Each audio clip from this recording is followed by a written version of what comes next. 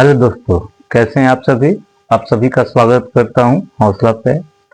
और फिर हम अपने नए वीडियो में आते हैं। और इससे पहले हमने पढ़ाया था आपको मौलिक अधिकार, जो भाग 1 था।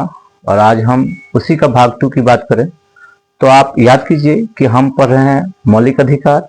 और अभी तक हमने 19 तक पढ़ लिया है, आर्टिकल 19 तक हमने पढ़ लिया है। तो इसके बाद अब हम चलते हैं 19 के बाद। और हम पढ़ क्या रहे थे, हम पढ़ रहे थे स्वतंत्रता का अधिकार, जिसमें आर्टिकल 19 से लेकर 22 तक पढ़ना था। तो 19 तो पढ़ चुके हैं, अब हम 20 पढ़ने वाले हैं। तो बिना देर किए चलते हैं अपने पॉइंट पे। तो चलते हैं अपने पॉइंट पे और हम देखने वाले हैं क्या, स्वतंत्रता का अधिकार। तो मैं एक बार फिर से आपको याद दिला दूं कि मौलिक अधिकारों की संख्याएं 6 हैं। और हमने शुरू में पढ़ा था सबसे पहले समता या समानता का अधिकार, जो 14 से 18 तक था। फिर उसके बाद दूसरा जो पढ़ने वाले हैं हम, स्वतंत्रता का अधिकार पढ़ने वाले हैं, जो 19 से 22। तो 19 तो हम पढ़ा चुके थे इससे पहले। और 20 की अगर बात करें तो चलते हैं आर्टिकल 20। आर्टिकल 20 क्या कहता है, तो आर्टिकल 20 में है अपराध के लिए दोष सिद्धि के संबंध में संरक्षण। क्या है, अपराध के लिए दोष सिद्धि के संबंध में संरक्षण। जैसे मान लीजिए आपने कोई अपराध किया हो, तो उससे संबंधित जो संरक्षण है वो मौलिक अधिकार के अंदर इंक्लूड किया गया है। तो क्या क्या है, तो इनमें भी महत्वपूर्ण 3 रूप से 3 याद रखेंगे। पहला ये है कि मान लीजिए आपने जो गुनाह किया है, यानी आपने जो अपराध किया है, तो पहला कहता है कि उसे किसी व्यक्ति को उसे उसी कानून के अनुसार सजा दिया जाएगा जो उस समय लागू है या चल रहा है। जैसे मान लीजिए कोई भी अपराध के लिए 2017 में जैसे कि कोई भी अपराध हो, उसके लिए 1 वर्ष की अगर सजा है। अगर मान लीजिए वही अपराध किए हम और 2022 में देखा जाए तो उस अपराध के लिए अब 2 वर्ष सजा हो गया। तो आपने अपराध किया 2017 में, तो उस समय के अनुसार ही अगर उस मोमेंट में है, तो अगर उस समय के अपराध के अनुसार देखा जाए तो आपको 1 ही साल का सजा दिया जाएगा। कहने का मतलब यही है कि हमें उसी प्रकार से सजा दिया जाएगा जो कानून के अंदर उस समय चल रहा है, ना कि इससे पीछे वाला या आगे जो उसमें बदलाव हो। ठीक है, तो पहला है किसी व्यक्ति को उसे उसी कानून के आधार पर सजा दिया जाएगा जो वर्तमान समय में चल रहा हो। ठीक है, दूसरा क्या है कि खुद के विरुद्ध गवाह देने के लिए बाध्य नहीं किया जाएगा। दूसरा यह है कि मान लीजिए आप कोई अपराध किए हो या नहीं किए हो, तो जबरदस्ती आपको कानून नहीं कहलवाएगा कि आप किए ही हो, तो आपको बाध्य नहीं किया जाएगा खुद के विरुद्ध गवाह देने के लिए। दूसरा यह है। तीसरा की अगर बात किया जाए तो एक अपराध के लिए 1 ही बार सजा का प्रावधान है। इसका मतलब यह है कि मान लीजिए कोई भी अपराध करते हो, तो अगर उसकी सजा आप भुगत चुके हो, तो इसका मतलब यह नहीं कि फिर दोबारा आपको फिर कभी पकड़ के पुलिस द्वारा फिर आपको आगे ले जाया जाए और कहा जाए कि नहीं, तुमने एक बार अपराध कर लिया, फिर एक बार और सजा उसका भुगो। तो ऐसा नहीं चलेगा। ठीक है, तो यहां पे 3 चीज याद रखेंगे कि अगर हम अपराध करते हैं तो हमें 3 चीजों का संरक्षण आपको प्रमुख रूप से देखा जा सकता है। पहला ये कि आपको उसी समय के अनुसार सजा दिया जाएगा जो उस समय के लिए वर्तमान समय में जो सजा निर्धारित हो, अगर अपराध करते हो तब। दूसरी, आपको खुद के विरुद्ध गवाह देने के लिए बाध्य नहीं किया जाएगा। तीसरा, आपको एक सजा के लिए 1 ही बार सजा दिया जाएगा, ना कि बार बार। तो 3 चीजें आपको ध्यान रखना है। तो आर्टिकल 20 में क्या है, अपराध से संबंधित जो दोष सिद्धि का संरक्षण है वो आर्टिकल 20 में है। ठीक है, अब आप चलते हैं 20 के बाद 21 के ऊपर। और 21 बहुत इंपॉर्टेंट है, क्योंकि 21 कहता है कि प्राण एवं दैहिक स्वतंत्रता का अधिकार। कई बार तो क्वेश्चन यही पूछ लिया जाता है कि प्राण एवं दैहिक स्वतंत्रता का अधिकार किस आर्टिकल में है। तो आप याद रखेंगे प्राण एवं दैहिक स्वतंत्रता का अधिकार या जीवन का अधिकार भी कह सकते हैं, आर्टिकल 21 में है। इसमें बहुत सारे नियमों का उल्लेख किया गया है। मैं एक एग्जाम्पल के रूप में दे सकता हूं, जैसे कि निजता का अधिकार भी इसी में है। चिकित्सा यानी आपको दवा करवाने के लिए, आपको हॉस्पिटल में जाने के लिए, ये आपका मूल अधिकार है, इसी के अंदर आता है। आपको सही से दवा दिया जाएगा, सही से आपका ट्रीटमेंट किया जाएगा। तो चिकित्सा का भी अधिकार आपको यहाँ आर्टिकल 21 में ही आता है। इसके अलावा विदेश घूम सकते हो, ये भी आपका मौलिक अधिकार है। स्वच्छ पानी पी सकते हो, इसमें और भी बहुत सारे हैं, जैसे कि सोने का भी अधिकार आर्टिकल 21 के ही थ्रू मौलिक अधिकार को माना जाता है। तो इसके अलावा बहुत सारे इसमें और भी अधिकार जोड़े गए हैं जो आर्टिकल 21 के आधार पे आता है। मान लीजिए आपसे पूछ दिया जाए कि निजता का अधिकार किस आर्टिकल में, तो आप क्या जवाब दीजिएगा? आर्टिकल 21। ठीक है, तो आपको ध्यान रखना है। उसी में थोड़ा सा मैं आपको और ऐड कर दिया, हालांकि कितना बार बताया हूं कि आर्टिकल 21 में एक करके जोड़ दिया गया, जहां शिक्षा का अधिकार को भी मौलिक। 20 में क्या था? तो अपराध से दोष सिद्धि का अधिकार। दूसरा अगर बात किया जाए आर्टिकल 21 में क्या है, तो प्राण एवं दैहिक स्वतंत्रता का अधिकार के बारे में चर्चा किया गया है। अब हम बात करते हैं आर्टिकल 22। आर्टिकल 22 यानी अनुच्छेद 22। अनुच्छेद 22 में क्या है? तो कहता है कि गिरफ्तारी के संदर्भ में संरक्षण। मान लीजिए आपका जब गिरफ्तारी हो रहा है तो उस संदर्भ में आपका क्या क्या संरक्षण दिया जाता है।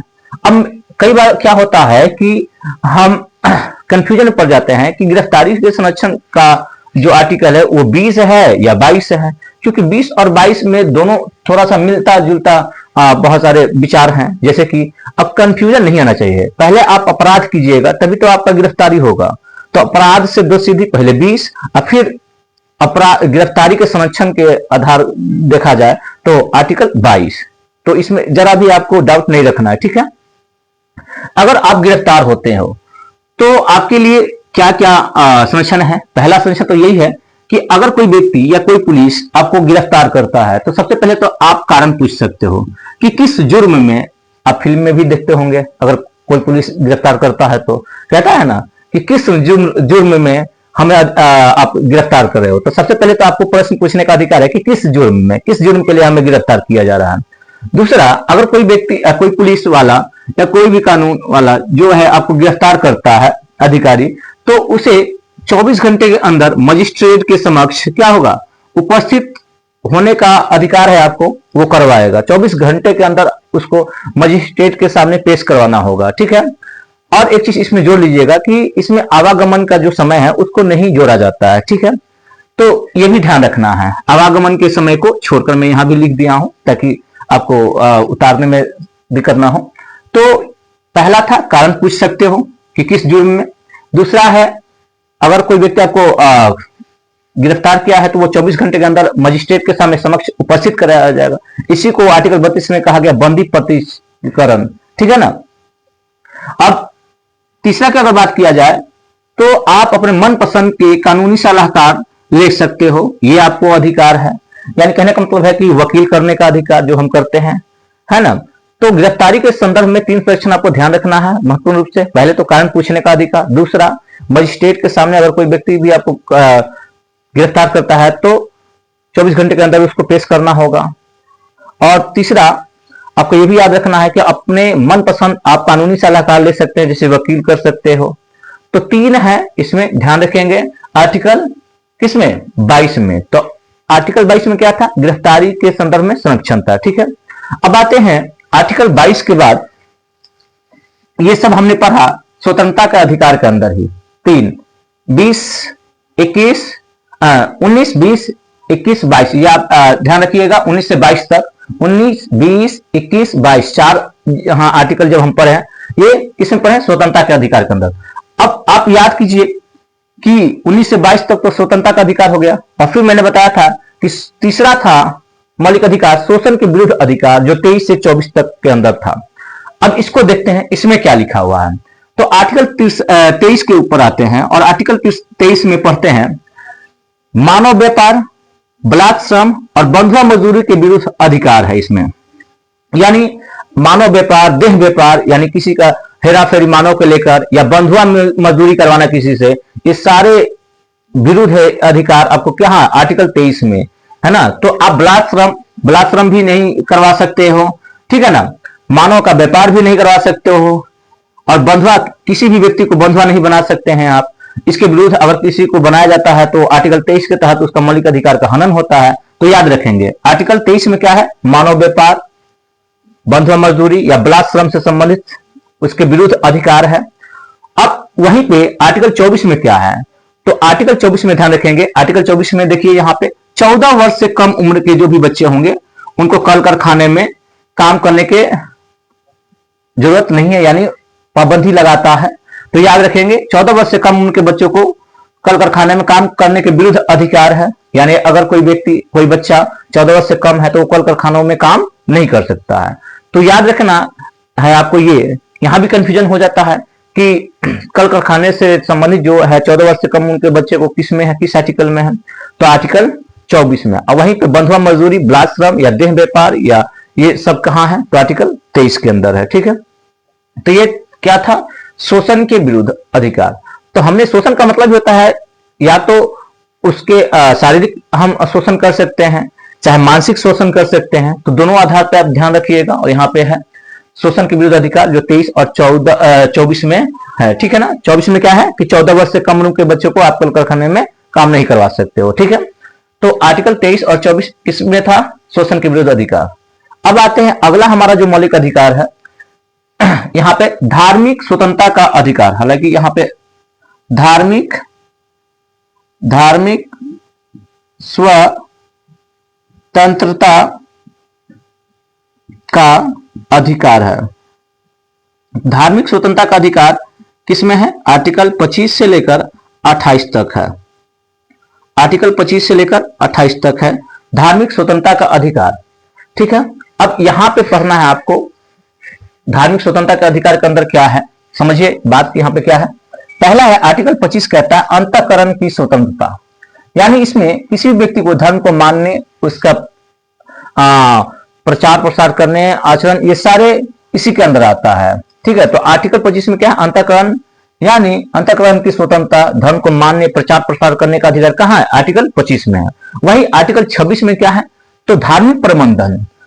धार्मिक प्रबंधन याद रखेंगे आर्टिकल 26, तो धार्मिक प्रबंधन का अधिकार किसमें है, आर्टिकल 26 में है। वहीं पे आर्टिकल 27 में क्या है, तो आर्टिकल 27 में धार्मिक संपोषित यानी मुद्रा, धार्मिक कार्यों के लिए मान लीजिए आपको टैक्स देने के लिए मजबूर। कहने का मतलब यह है कि मान लीजिए कोई भी धर्म के कहीं भी आप कोई धार्मिक स्थल पे जाते हो और वहां पे आपको किसी भी वस्तु के लिए जो सार्वजनिक है उसके लिए आपसे टैक्स वसूला जाता है, तो ये वो इसके लिए क्या है, पाबंदी लगाता है।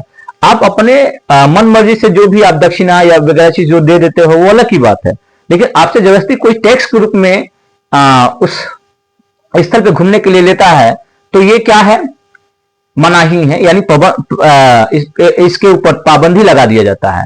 तो ये था हमारा आर्टिकल 27 में। तो यही 27 कहता है कि धार्मिक संपोषित यानी मुद्रा, धार्मिक कार्यों के लिए टैक्स देने के लिए आपको मजबूर नहीं किया जाएगा, ये साफ मनाही करता है आर्टिकल 27। इसके अलावा आर्टिकल 28 क्या कहता है, तो आर्टिकल 28 में धार्मिक शिक्षा या उपासना से संबंधित जो अधिकार है, स्वतंत्रता है, वो आर्टिकल 28 में है। तो हमने धार्मिक स्वतंत्रता का अधिकार 25 से 28 में क्या पढ़ा, तो 25 में अंतःकरण की स्वतंत्रता है आपको, यानी धर्म को मानने, आचरण प्रचार प्रसार करने का अधिकार है। वहीं पे 26 में आर्टिकल 26 में क्या है, तो धार्मिक प्रबंधन करने का अधिकार है। और 27 में आपको मुद्दा से संबंधित बातें कही गई है, यानी आप टैक्स देने के लिए आपको मजबूर नहीं किया जाएगा वहां पे धार्मिक स्थलों पे, है ना। फिर 28 में आप उपासना का स्वतंत्रता, यानी आपको अभी हमने बताया कि धार्मिक शिक्षा या उपासना से संबंधित जो बातें कही गई है वो आर्टिकल 28 के अंदर आता है। ठीक है, तो ये था आर्टिकल 25 से लेकर 28। तो हमने अभी क्या पढ़ा, धार्मिक स्वतंत्रता का अधिकार जो 25 से 28। अब अगला का क्या है हमारा मौलिक अधिकार, तो सांस्कृतिक एवं शैक्षणिक अधिकार है, जो केवल आप याद रखिएगा अल्पसंख्यकों को ही प्राप्त है। तो याद रखें इसमें क्या है, तो इसमें भी आपको दो आर्टिकल पढ़ना होता है, आर्टिकल 29 और 30। तो आर्टिकल 29 और 30 में क्या है, आप ध्यान रखिएगा, ये दोनों इसके अंदर आते हैं, सांस्कृतिक एवं शैक्षणिक अधिकार। ठीक है, और आर्टिकल 29 क्या कहता है सुनिए, यहां पे कहता है कि अल्पसंख्यकों के हितों का संरक्षण है। तो कई बार आपसे क्वेश्चन पूछा जाएगा कि अल्पसंख्यकों के हितों का संरक्षण किसमें है, तो आप ध्यान रखेंगे आर्टिकल 29 में। अब इसके अलावा देखा जाए तो आर्टिकल 30 कहता है कि शिक्षा संबंधित संरक्षण दिया गया है, यानी जैसे कि मान लीजिए कोई भी अल्पसंख्यक अपना शैक्षणिक संस्थान खोल सकता है, इसमें उसको नहीं रोका जाएगा, जैसे कि अपना विद्यालय, निजी विद्यालय खोल सकता है ना।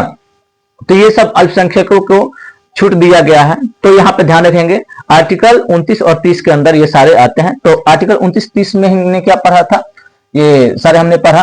तो अगला ये इससे पहले हमने क्या पढ़ा, धार्मिक स्वतंत्रता का अधिकार 25 से 28। फिर उसके बाद हमने क्या पढ़ा, सांस्कृतिक एवं शैक्षणिक अधिकार जो 29-30 के अंदर ये सब हम पढ़ते हैं, ठीक है। इसके बाद अब 29-30 जब हो गया तो आपको याद होगा कि हमने आर्टिकल 31 पढ़ा दिया है आपको इससे पहले वाला, क्योंकि इससे पहले 11 वीडियो हमने डाल चुका है। अगर आप नहीं देखे आपने तो चैनल को सब्सक्राइब कीजिए और आगे वीडियो का आनंद उठाइए। तो आर्टिकल 31 में हमने बताया था कि इसमें संपत्ति का अधिकार था, जो पहले क्या था, है ना, पहले ये क्या था, पहले ये मौलिक अधिकार था, संपत्ति का अधिकार। लेकिन अब तो ये तो मौलिक अधिकार रहा नहीं। 301 के तहत इसे क्या कर दिया, विधिक अधिकार यानी कानूनी अधिकार। तो आपको 31 तो पढ़ना ही नहीं है, 31 तो हट गया। अब पढ़ना क्या है आपको पढ़ना है आर्टिकल 32, जिसमें रीट का अधिकार है ना। 5 प्रकार के रीट होते हैं, इसको भी विस्तार से हम समझेंगे। और ये सर्वोच्च न्यायालय, उच्च न्यायालय ही रीट जारी कर सकते हैं जो। और तो आर्टिकल 32 में क्या है कि संवैधानिक उपचारों का अधिकार, जो छठा अधिकार है, क्योंकि संपत्ति का अधिकार तो हट गया तो अब 6 ही बचा, ये नहीं तो ये पहले 7 था अधिकार, ठीक है। तो आर्टिकल 32 में संवैधानिक उपचारों का अधिकार। और एक चीज और मैं जोड़ना चाहता हूं, कई बार क्वेश्चन आता है कि हमारे जो भीमराव अंबेडकर थे, किस अनुच्छेद को या किसको कहा कि भारतीय संविधान की आत्मा। तो यहाँ पे ध्यान रखेंगे, भीमराव अंबेडकर ने संविधान की आत्मा किसे कहा गया है, आर्टिकल 32 को ही संविधान की आत्मा कहा गया है। हालांकि आपको यह भी याद रखना, संविधान के प्रस्तावना को भी संविधान का आत्मा कहा जाता है। लेकिन वहां पे जो मैं आपको क्लियर कर दूं कि क्वेश्चन कैसे पूछा जाएगा, ये आप ध्यान रखिएगा। आपसे अगर पूछा जाएगा किस मौलिक अधिकार को बी आर अम्बेडकर के द्वारा संविधान की आत्मा कहा जाता है, तो आर्टिकल 32 को कहा जाता है, जो संवैधानिक उपचारों का अधिकार है, ठीक है। वहीं पे अगर आपसे कहा जाए कि संविधान का नॉर्मल आत्मा पूछा जाए, तो याद रखें वो प्रस्तावना को संविधान का आत्मा कहा जाता है। और आपको पता है कि इससे पहले भी मैं बता चुका हूं कि संविधान की आत्मा, जो इससे पहले जो प्रस्तावना पढ़ा था उसमें भी बताया हूं बढ़िया से, कि भार्गव नाम के व्यक्ति जो थे उन्होंने सबसे पहले कहा कि जो प्रस्तावना है संविधान की क्या है, आत्मा है। लेकिन यहाँ पे कंफ्यूजन नहीं करना है, जरा भी आपको डाउट नहीं रखना है, ठीक है। तो आज के लिए हम इतना ही रहने देते हैं, और 32 के बाद फिर हम पढ़ेंगे 33, 34, 35 अगले एपिसोड में। इतने ही रहने देते हैं आज के लिए। तो आई होप कि आपको समझ में आया होगा। अगर आपको नहीं समझ में आया होगा तो फिर जरूर आप कमेंट कर सकते हो। अगर कोई क्वेरी रह जाए तो मिलते हैं आपसे नेक्स्ट वीडियो में। तब तक के लिए धन्यवाद।